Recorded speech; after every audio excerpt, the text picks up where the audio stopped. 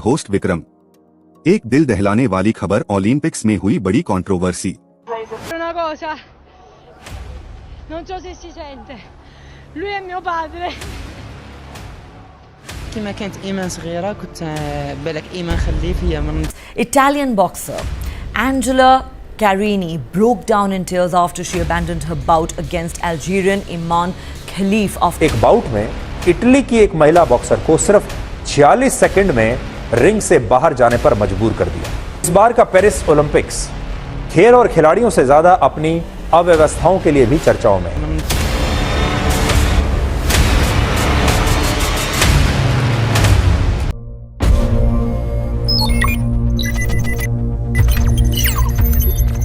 Welcome back to Trend Talks Time, where we bring you the latest and most engaging news and trends. I'm your host Vikram. एक दिल दहलाने वाली खबर, Olympics में हुई बड़ी controversy. Italy की मशहूर मुक्केबाज एंजेला कैरिनी ने अल्जीरिया की इमाने खलीफ के खिलाफ अपने ओलंपिक मुकाबले को केवल 46 सेकंड में छोड़ने का निर्णय लिया। यह निर्णय इसलिए इतना चौंकावन भर मुक्केबाजी के प्रति गहरी लगन दिखाई थी। कैरिनी ने मुकाबले की तैयारी में पूरी मेहनत की थी और अपने पिता की याद में यह चुनौती स्वीकार की थी, लेकिन दुर्भाग्यवश मुकाबला उनके लिए ठीक से नहीं चल सका। खलीफ के मुकाबले पर काफी विवाद हुआ है। 2023 में जेंडर एलिजिबिलिटी टेस्ट में खलीफ को फेल होने के बाद उन पर आरोप लगे थे कि उनका टेस्टोस्टेरोन स्तर सामान्य सीमा से अधिक है और उनके पास XY क्रोमोसोम है, जो कि एक पुरुष विशेषता मानी जाती है। इन आरोपों के बाद उन्हें 2023 वर्ल्ड चैंपियनशिप से बाहर कर दिया गया था। हालांकि अंतर्राष्ट्रीय ओलंपिक समिति IOC ने उन्हें ओलंपिक मुकाबले के लिए मंजूरी दे दी, जो कि इस मैच को और विवादास्पद बना दिया। इस हार के बाद कैरिनी ने अपनी भावनाओं को शब्दों में ढाला और कहा, मैंने आज नहीं हारा, मैंने केवल एक फाइटर के रूप में अपनी ड्यूटी निभाई है। मैं सिर ऊंचा करके बाहर आ रही हूं, लेकिन दिल टूट गया है। कैरिनी की यह भावुक टिप्पणी खेल जगत में गहरा असर छोड़ गई और उनकी हिम्मत और प्रतिबद्धता की प्रशंसा की गई। वहीं खलीफ की प्रतियोगिता को लेकर सोशल मीडिया पर एक बड़ा उबाल आया है। कई प्रमुख हस्तियों ने इस मुद्दे पर अपनी आलोचनाएं व्यक्त की हैं, जिनमें टेक्नोलॉजी के दिग्गज एलोन मस्क और मशहूर लेखिका JK रोलिंग शामिल हैं। इन आलोचनाओं ने खेलों में समावेशिता और निष्पक्षता पर महत्वपूर्ण सवाल उठाए हैं। यह घटना खेल जगत में एक बड़ी बहस का विषय बन गई है और यह देखने वाली बात होगी कि इस मुद्दे का समाधान कैसे किया जाएगा। क्या खेलों में समावेशिता के नाम पर तकनीकी और जेंडर मुद्दों के समाधान के लिए नई नीतियां बनाई जाएंगी? दोस्तों, इस कहानी पर आपकी क्या राय है? क्या आप भी मानते हैं कि खेलों में निष्पक्षता सुनिश्चित करने के लिए सुधार की आवश्यकता है? हमें कमेंट्स में जरूर बताएं।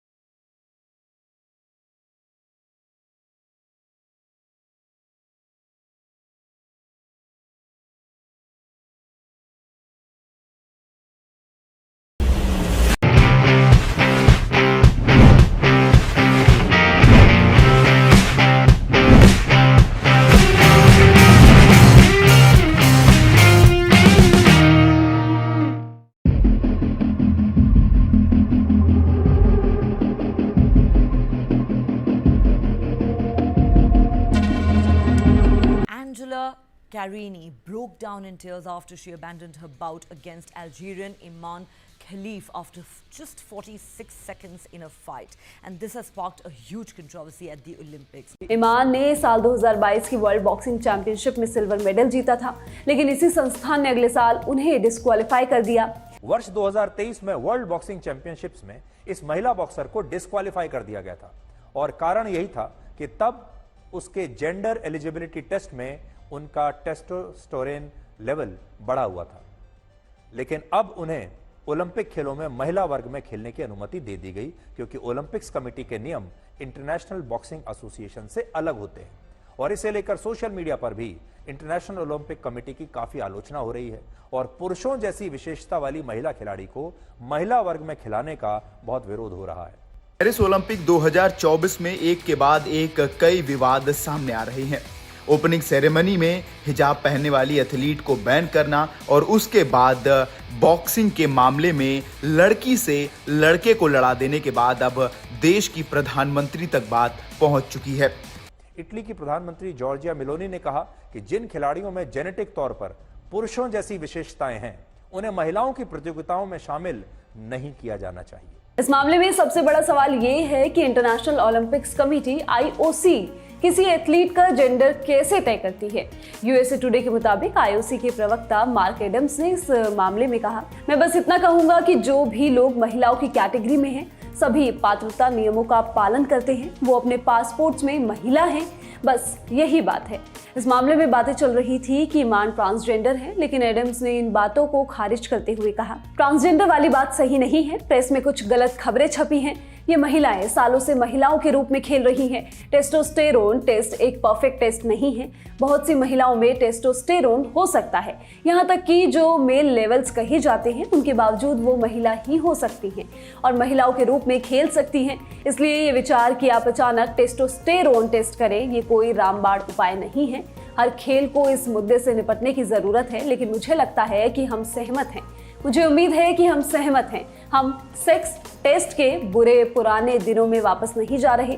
ये एक बुरा विचार होगा। बता दें कि पहले के मामलों में टेस्टोस्टेरोन टेस्ट से ही ऐसे फैसले होते थे।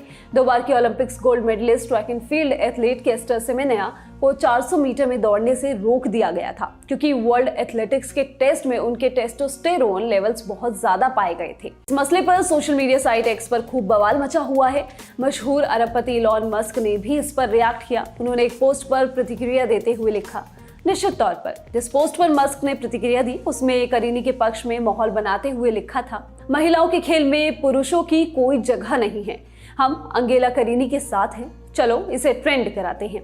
हैरी पॉटर सीरीज लिख चुकी जेके रॉलिंग ने इस पर लिखा, ये पूरी थ्रेड देखिए, फिर स्पष्ट करिए कि आपको क्यों इस बात में समस्या नहीं है कि आपके मनोरंजन के लिए एक पुरुष सबके सामने एक महिला को पीट रहा है। ये खेल नहीं है। लाल ड्रेस में बुली करने वाले धोखेबाज से लेकर आयोजकों तक जिन्होंने ऐसा होने दिया, ये सब पुरुषों द्वारा महिलाओं पर अपनी शक्ति का आनंद लेने का उदाहरण। 46 सेकंड चले इस मैच से करीनी रोते हुए बाहर आई और फिर रेफरी ने ईमान को विजयी घोषित कर दिया। बाहर जाने से पहले कम से कम एक बार ईमान के मुक्कों से करीनी के सर पर लगा गियर अपनी जगह से हट गया था। रेफरी द्वारा ईमान को विजेता घोषित करने के बाद करीनी ने उनके साथ हाथ भी नहीं मिलाया, वो बस रो रही थी। घुटनों के बल बैठ करीनी रिंग में बहुत देर तक रोती रही। इस बार का पेरिस ओलंपिक्स खेल और खिलाड़ियों से ज्यादा अपनी अव्यवस्थाओं के लिए भी चर्चाओं में है, जहां खिलाड़ी गर्मी में रहने के लिए मजबूर हैं। कई खिलाड़ियों ने पर्याप्त खाना न मिलने की शिकायत की है और यहां तक कि ओलंपिक विलेज में चोरी की घटनाएं भी हो चुकी हैं और इस अव्यवस्था की वजह से कई खिलाड़ी अब रात को ठीक से सो भी नहीं पा रहे हैं। भारत के कई खिलाड़ियों ने खराब खाने को लेकर शिकायत की है। बैडमिंटन खिलाड़ी तनिषा क्रास्टो को 25 जुलाई को खाना ही नहीं मिला। जब वो खाने के लिए पहुंची तब तक खाना खत्म हो चुका था और दोबारा से खाने के कंटेनर में खाना आया ही नहीं। तनिषा ने ट्रांसपोर्ट को लेकर भी शिकायत की और कहा कि ओलंपिक विलेज से स्टेडियम तक पहुंचने में बहुत परेशानी हो रही है। जिन गाड़ियों की व्यवस्था की गई वो तय शेड्यूल से नहीं चल रही और साथ ही खिलाड़ी गर्मी में बिना एसी वाली गाड़ियों में ट्रैवल करने के लिए मजबूर है। दक्षिण कोरिया के तैराकों ने ट्रांसपोर्ट की समस्याओं की वजह से एक ही दिन बाद ओलंपिक विलेज से चेकआउट कर दिया, वो छोड़कर चले गए। फ्रांस में इस समय भीषण गर्मी पड़ रही है और तापमान 31 डिग्री तक पहुंच गया है, जो कि वहां के हिसाब से सामान्य नहीं है। ओलंपिक्स के आयोजकों ने पर्यावरण का हवाला देते हुए इस बार खिलाड़ियों के रूम्स में एसी नहीं लगाया और इस वजह से गर्मी में खिलाड़ी ठीक से सो नहीं पा रहे, क्योंकि गर्मी वहां बहुत पड़ रही है। भारतीय बॉक्सर अमित पंघाल को भी खाने को लेकर बड़ी समस्या हुई और अमित अपने भोजन में सिर्फ दाल रोटी खाते हैं, लेकिन ओलंपिक विलेज में ये खाना उपलब्ध ही नहीं था, इसलिए वो भी बाहर से कहीं से ऑर्डर करके दाल रोटी खा रहे हैं। अच्छा खाना न मिल पाने की वजह से ब्रिटेन की टीम ने तो अपना वहां से खासतौर पर शेफ बुला लिया है और गर्मी और खाने पीने के अलावा ओलंपिक विलेज में चोरी की घटनाएं भी हो रही हैं। जापान के खिलाड़ी ने अपनी शादी की अंगूठी खोने की शिकायत की, जबकि ऑस्ट्रेलिया के कोच ने अपने क्रेडिट कार्ड चोरी होने की शिकायत करवाई है। अमेरिका की टेनिस खिलाड़ी कोको गॉफ ने पेरिस ओलंपिक विलेज में अव्यवस्था पर बहुत सवाल उठाए और उन्होंने कहा कि 10 लड़कियों पर सिर्फ 2 बाथरूम्स दिए गए हैं और इस वजह से कुछ खिलाड़ियों ने होटल में शिफ्ट करने का फैसला किया है। That's all for today on Trend Talks Time. Don't forget to hit subscribe, like, do comment, and follow us on Instagram, Facebook, and Twitter to stay updated on the hottest trends. Until next time, this is Vikram signing off. Stay trendy.